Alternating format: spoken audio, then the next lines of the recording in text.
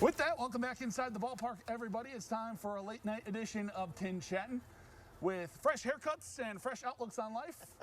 He is Mike Maahs, and I am Justin Prince.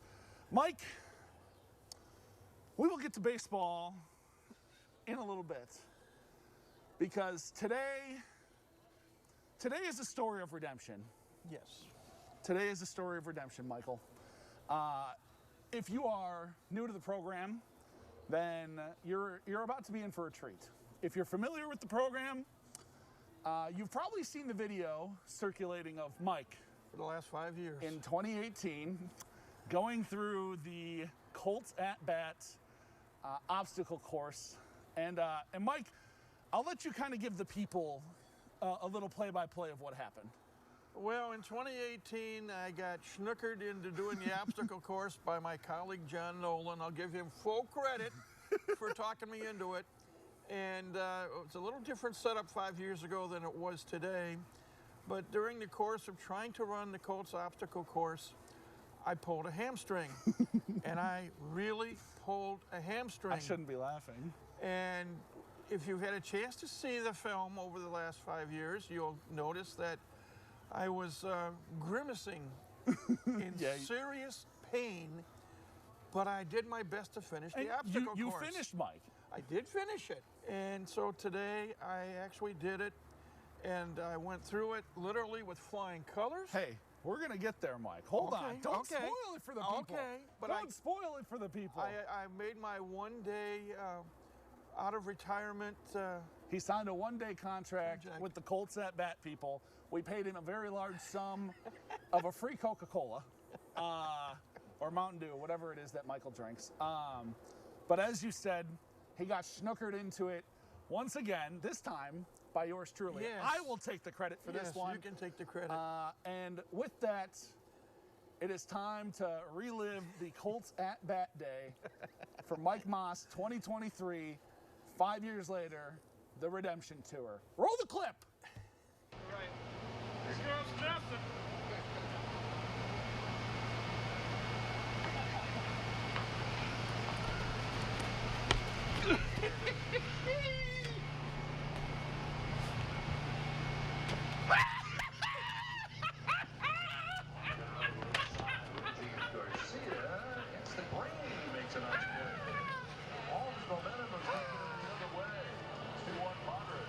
Revenge! And I officially retired again. All right, so you saw the video. Mike alluded to it earlier. He passed with flying colors. Mike, take us through your mindset. We heard you let out the primal scream after you got the ball through the hole on the second try, but take us through the mindset heading into today. What was it like, and just kind of where were you at mentally after everything? Truthfully, Justin, I was fired up. I wanted to make atonements for pulling the hamstring 5 years ago. 5 years ago, I made a promise to my wife that I would never do this again. Sorry, Sue. So now that she's seeing this, I may not make it to my 50th anniversary in October, but stay tuned for that. But I just wanted to get something that I've been competitive all my life, growing up in school and participating in a number of different athletics. But we heard you yell revenge, Mike. I wanted to get through. I got through, and I didn't get hurt. No pulled hammy, no pulled muscles. We almost took a little stumble. Oh, yes, I did.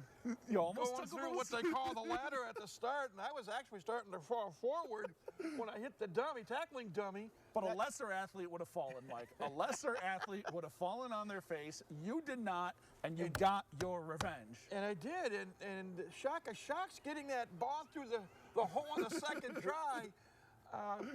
In all honesty, I practiced a little bit earlier before we were able to do it. And I couldn't hit the broadside of 2 barns, much less 1. I couldn't find the water from being in a boat to save my soul.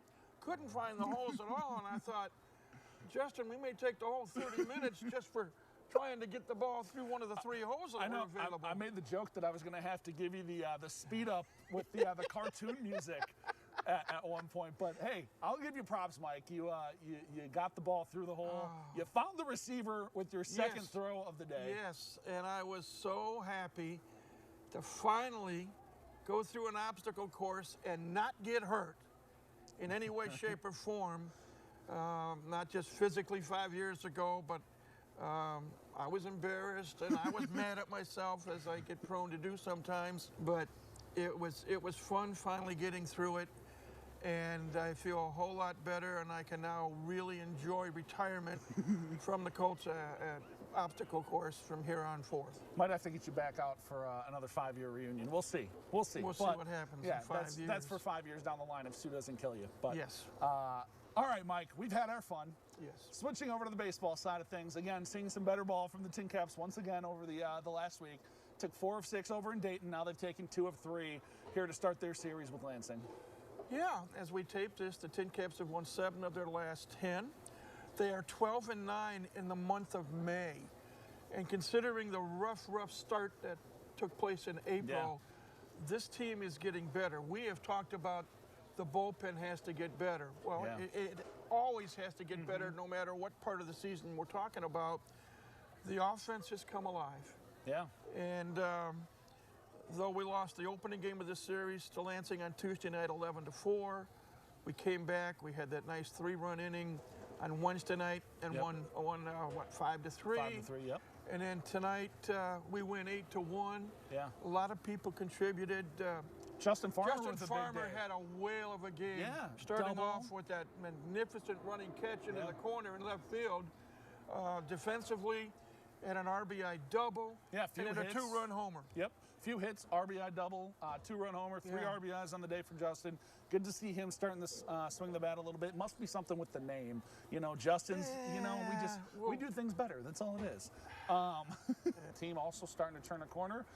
Just in time for obviously 2 more here this weekend after Friday night, and then we welcome our friends from South Bend for our first series with them of the season. When South Bend and Fort Wayne get together, it's the oldest, I believe it's the oldest rivalry that Fort Wayne has. It's either that or West Michigan. Okay. Well, South Bend comes to the town for the first of their 2 visits next week, 6 games. And the very fact that this TinCap team now is starting to put it together, it's not a finished product by any means, but they're starting to get more of the good starting pitching, and the hitting is starting to come around. This team is becoming better as a team. Yeah. They're trusting each other more, and they're remembering how to win. And that's the most important thing of all. You play together as a team, but you learn how to win. Speaking of remembering, Mike and I are going to go relive our glory days, remember the athletic feats of our past. I'm relishing what I did today. I'm gonna float down to the field, and as you see it behind us, one of the prettiest sights in all of minor league baseball here at Parkview Field. But it's been a really good day on a personal level. I got my revenge. I'm still healthy. At least at this point in time, I'm still, but I hope it's happily married, dear. And we're gonna cherish and relish what the TinCaps have been doing lately, and hopefully we'll have some more good news a week from now. Absolutely. That's going to do it for another edition of TinChattin. Excuse me. He is Mike Maahs. I am Justin Prince. We're back same team, same time, same place next week. Elijah and I are back with more in the locker room right after this break.